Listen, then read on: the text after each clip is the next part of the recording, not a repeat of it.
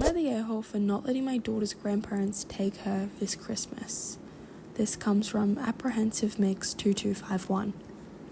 I, 30 female, am a single mother of Clara, 2 female. My pregnancy wasn't planned. I had a no-strings-attached relationship with her father, Jack, 30s, male, for 7 months when I became pregnant unexpectedly. He lived in another state, but would visit my city monthly for business reasons, so we hit it off after a meeting at a bar. We thought about our options regarding the pregnancy, but I decided to keep the baby. Jack wanted to be a part of her life, so we planned to raise the baby together, but not as a couple, just co-parents. Unfortunately, Jack passed away during my pregnancy. Jack's parents, Linda and James, knew that I was pregnant when he passed. We already had done prenatal paternity tests at the time. We were all devastated by his passing, but of course, his parents were destroyed by it.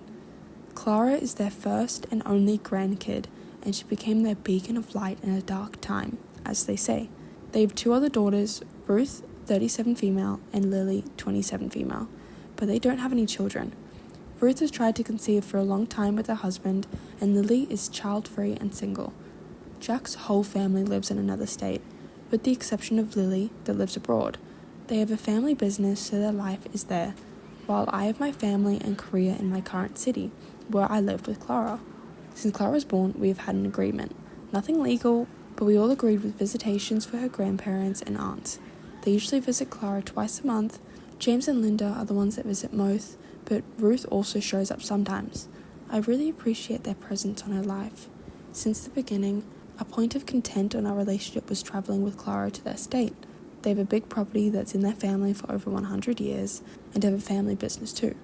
In their small town, they are treated as almost royalty and wanted Clara to experience that. I understand that it's good for my daughter to know her heritage, but I always put my foot down at the idea of their traveling without me. I already visited their hometown 3 times with Clara since she was born, but this isn't enough apparently.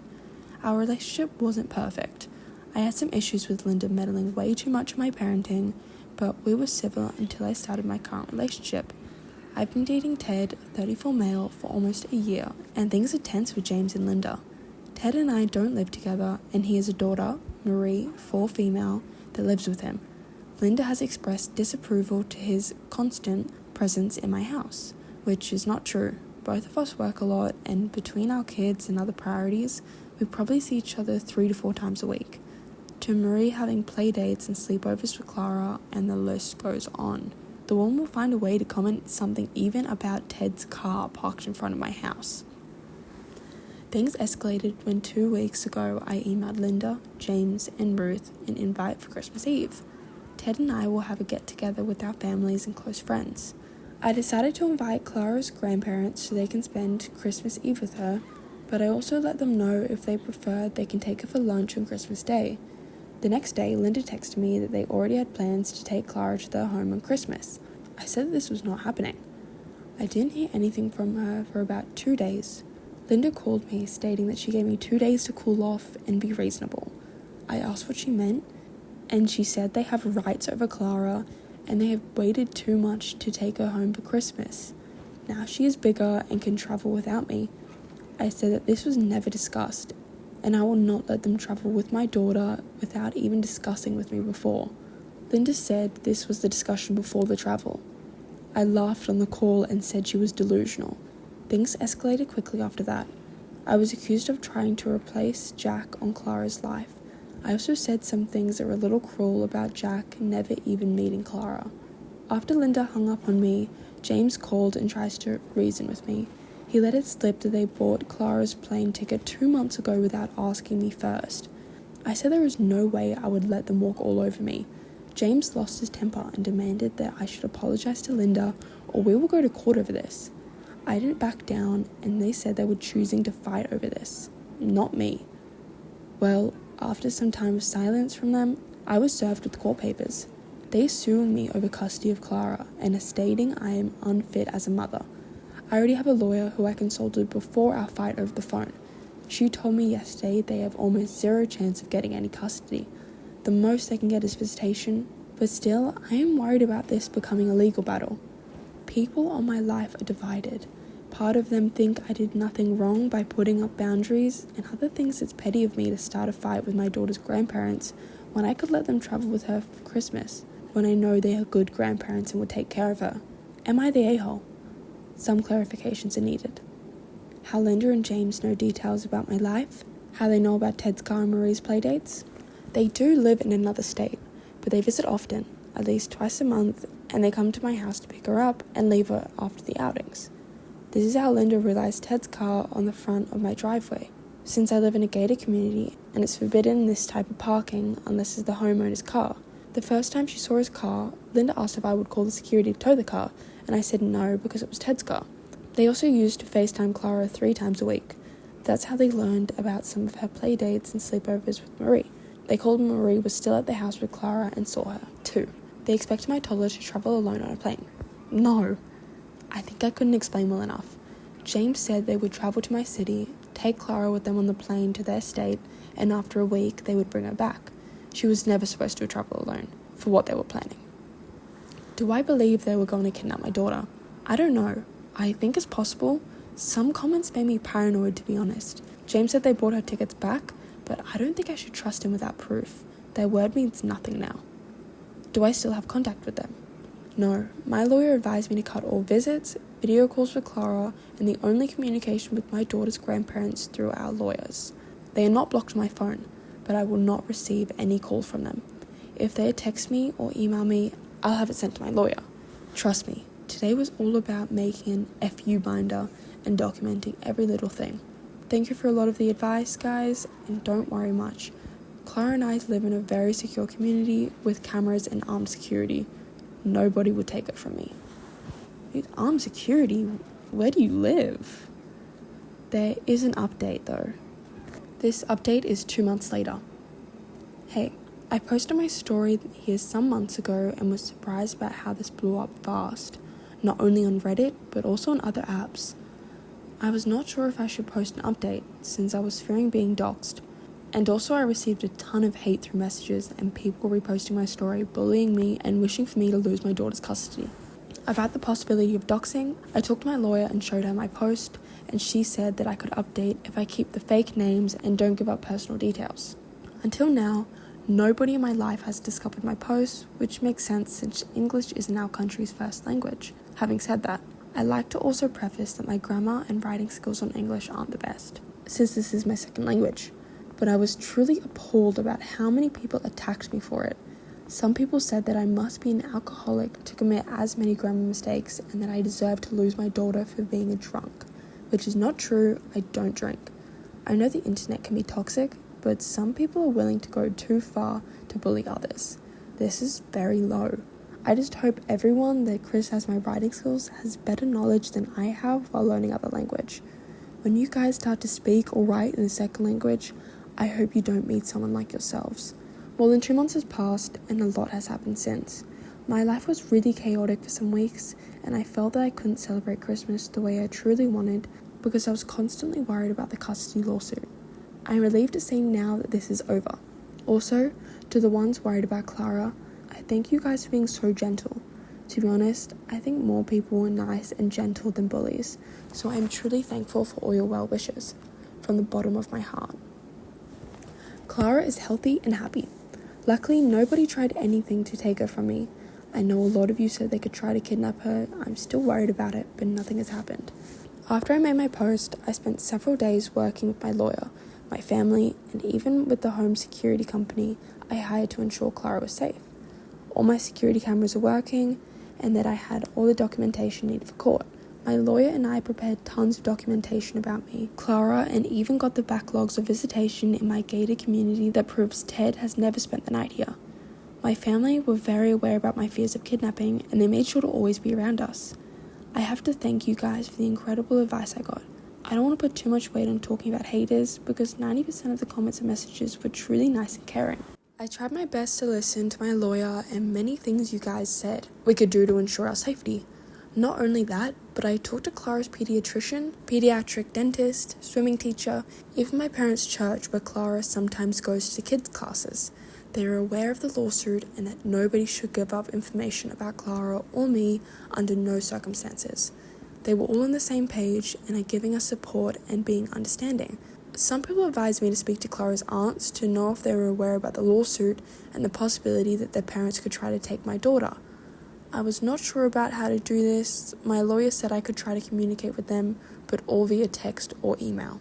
Before I could do this, Lily, Jack's younger sister that lives in Europe, texted me and asked if I received Clara's Christmas gift she sent through the mail. I saw this as an opportunity and wrote a text explaining what was happening with her parents. Lily said that she had no idea about the lawsuit or that they wanted to take Clara for Christmas and fly with her on a plane. She said she would speak to Ruth and ask her about this, since Ruth at the time was very distant from their family group chat. A day later, Lily and Ruth created a group chat to talk to me. They asked to have a video call with me, and I said I had to talk to my lawyer first. My lawyer agreed to me doing the call, if they let me record it to make sure nothing would be used against me. Both agreed, and we had a video call that was enlightening to me. Ruth apologized to me for being absent from both of our lives over the last months. She was dealing with many personal issues, but had happy news to share. Ruth went through her third IVF round, and as of now, she is around 22 weeks pregnant with her first child. She kept everything quiet. Just Ruth and her husband, Sam, knew about the IVF proceedings and the pregnancy. She said this because Linda used to put too much pressure and stress over her the other times they tried IVF. Ruth was distancing herself from things that raised her anxiety levels, and her mum was the main source of anxiety. Her pregnancy is good news, but didn't surprise me, since I knew she was trying for a baby. I'm happy she was finally able to conceive. Here I have to explain that Linda is what people call boy mum. She never got along with her daughters. I had an inkling about that, but since I'm not close to them, I had no idea how bad her relationship with her daughters were. They just seemed distant, and James was closer to their daughters. Ruth swore she didn't know about the lawsuit until Lily called her the day before. That, after this, she talked to her dad and her best friend, who's a lawyer, to understand what's going on. She was surprised that James' friends didn't know anything about the lawsuit, since he is usually the lawyer representing him. James, on the other hand, tried to divert the subject when Ruth asked, but she pressured him, and eventually he folded and told her everything. James claims he didn't want to sue me, but Linda's mental health has deteriorated to the point that he feared for her well-being. The only thing that can make her get out of bed is Clara, and the thought of having her around. He ignored that this makes Linda the one who's not fit to raise a child, not me. His plan was to pressure me with a lawsuit in order to make me accept a better deal of visitation for them. They wanted more days with her and to be able to travel with her to their home multiple times a year. James never said they wanted to keep her forever, but I'm not trusting his words. My trust is shattered. Ruth and Sam tore James a new one for suing me over custody to manipulate me and for not forcing Linda to go to therapy. He claimed that Linda doesn't accept the idea of going to see a therapist, as she's not crazy, and said that she would not go under any circumstances. Ruth had to threaten James that if he didn't withdraw the lawsuit and get Linda the help she needed, she would go no contact and resign from the family business. She was very worried about the idea of them doing the same to Sam in case she dies, as their child is left with her husband. James kind of broke down after this and caved to Ruth's demands. After my call with Ruth and Lily, I was under the knowledge that the lawsuit would be terminated. Unfortunately, in my country, from the 20th of December until the 20th of January, the courts are on break. They only deal with emergency cases. Mine wasn't. The lawyer reached out to mine to talk about the end of the lawsuits and about writing a visitation agreement that the family court would approve. We agreed to work on this, but I would only sign any visitation agreement after they had withdrawn the lawsuit for custody and only if they agree to follow my rules. For what I know, after being pressured by her whole family, Linda eventually accepted to start therapy, and she's seeing a psychiatrist and a therapist. She was diagnosed with depression and PTSD related to Jack's death. I know this because my lawyer demanded that her doctors had to put an evaluation on Linda's mental state in order for our legal agreement for me to accept a visitation with Clara's grandparents. I never said here, but Jack's death was sudden and violent. He was a victim of a robbery gone wrong. All of us were shocked about his passing, but Linda and James took the brunt of it. I always felt that they didn't mourn enough, since they switched their attention to my pregnancy a few weeks after his passing, and I was right to think that. In our visitation agreement, I also demanded that both James and Linda have to go through grief counselling, to which they agreed a number of sessions. Me, James and Linda are attending virtual family therapy for the first months of our agreement to make sure we are in a healthy space to deal with our relationship and put Clara's well-being first. Regarding to this, I have nothing to complain.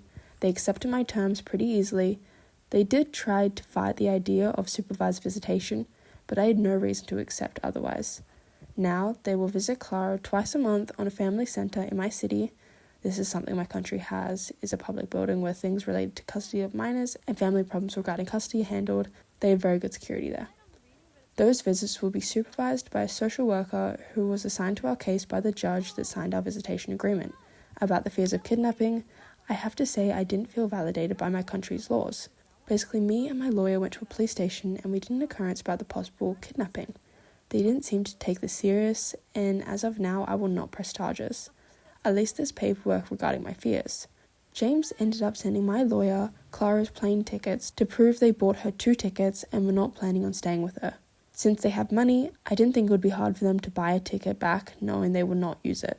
So I am still not trusting or believing them. I don't have plans of letting them visit Clara without supervision. Even their aunts know that to see Clara they will have supervision too. Everyone is accepting this right now, and the visit started a couple of weeks ago. Let's see what happens in the future. I also don't intend on travelling to their state or city in the near future. I am truly scared about the chances that they will use their power to take my daughter, so I will not make it easier for them. Thank you again for the help and well wishes. As of now, Clara and her mama bear are doing well and enjoying a couple days. I have to spend a quality time together and finally celebrate, since our Christmas was very stressful. Wow, if you guys made it to the end, thank you so much. Hope you guys are looking forward to the next video. Thanks for listening. Bye bye.